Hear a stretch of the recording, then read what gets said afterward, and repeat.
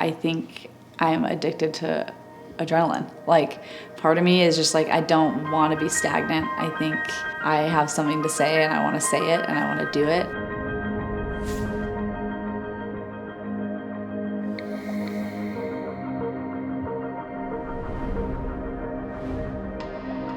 Life on the move for me is really important. Just keeping perspective and making sure that I'm constantly pushing myself.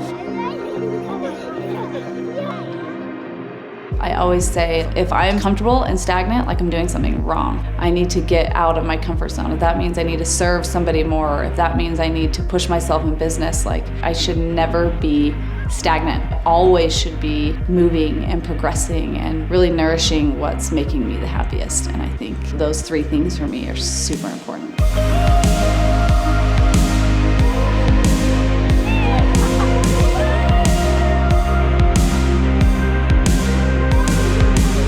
I'm Rachel Nilsson. I am a mother of 3, married to a really cool dude. I own the company RAGS. I started the company about 4.5 years ago. That time period, we were living out of my parents' basement and just living the poor student life.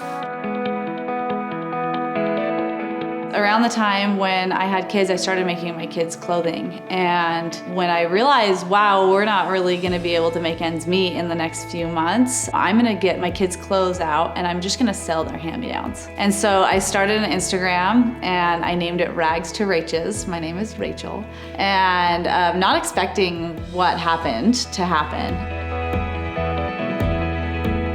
It was super, super cool to watch people want to buy my kids' used clothing. And I remember waking up at 4 a.m. one morning, and I remember it dawned on me, like, Rachel, you could totally do this and create a business. So I got on the couch and I came up with a little business plan. That morning I couldn't go back to bed, and I got my kids in the car when they woke up, and I set out and got a bunch of supplies to start making kids' clothing to sell.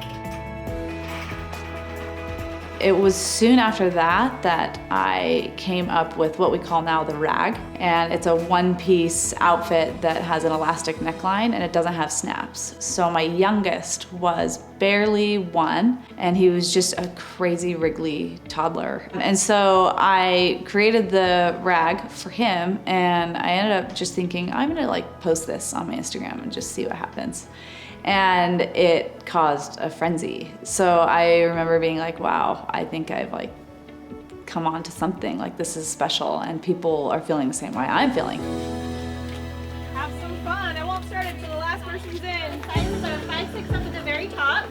We saw a lot of traction and a lot of people wanting to buy rags. I think people liked the way that it looked. I think they liked the fashion aspect, and that was a really big thing for me. Like, I have 3 boys, and there was just nothing in the market for a boy. Everything was so cheesy.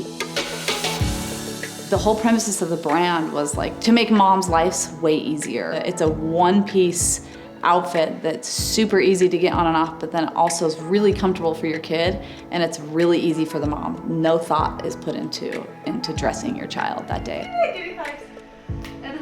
Anytime I speak or anytime I'm on a panel, it's funny because I was in the audiences, now I'm the one up on the panel, and I remember like my burning question I wanted to ask any panelist of like a women founder or a women CEO, how in the world are you balancing being a boss? How are you balancing being a mom? And how are you balancing staying sane? It's funny now because I get that question all the time and I actually hate that question because I don't have a great answer for it. Other than, you know, throughout the years, we've had massive surges of growth. We aired on Shark Tank and that was like a massive boom, and then it just felt so chaotic for like a year after that. And we've had little instances like that where it can totally consume your whole entire life. And what I've learned and what's been like a really powerful lesson throughout all of that was figuring out like what are your top 3 priorities in your life? Like what's gonna make you the most happy? For me, it was being a mom and being with my kids, my relationship with God, and my relationship with family and friends. Once you realize that nothing trumps those 3 things, I feel like balance then starts to come. And I learned that the hard way by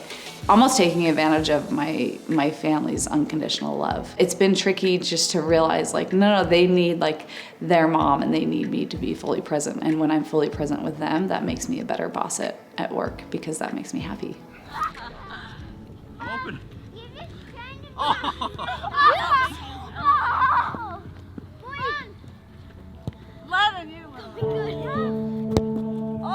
One thing that I have really tried to work on, my kids are getting older. You know, my oldest is 10 now, and he wants to hang out with me. He like wants to be with his mom. When I know what's gonna happen in 6 years, he's gonna want to be with his buddies. And I never want to look back and be like, man, I wasted so much time on my phone, or I wasted so much time at the office, when really like what mattered was my little dude nagging on me, wanting me to go play soccer with him in the backyard.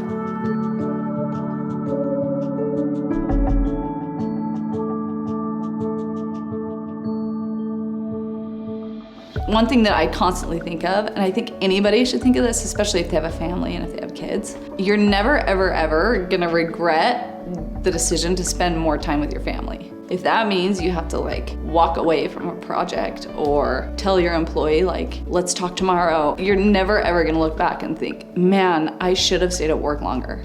Just keeping that in mind and realizing like, Rachel, you're not doing anything wrong by like wanting to go spend extra time with your family and your kids, and really realizing like this isn't gonna last forever. They're not gonna want to hang out with you forever, you know? I don't care how cool I am. I keep trying to prove like, guys, I'm cool, I swear, hang out with me.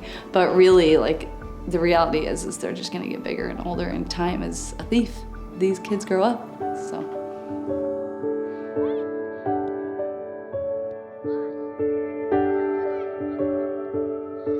I want other women and other moms to know, like, if you have something that you're super passionate about, do it. You can do it, and you can have best of both worlds. You can be a really cool, involved mom while having a business and running a business. You know, there's so many more opportunities to go and learn and hear and listen and read about women that are doing that. And so if there's one thing that I can give to the community, it would be that. It would be, don't not do something because it feels so daunting, or there isn't, all these statistics are setting you up to fail, because I feel like times have changed and there's so much support out there, including myself. I would support you all day.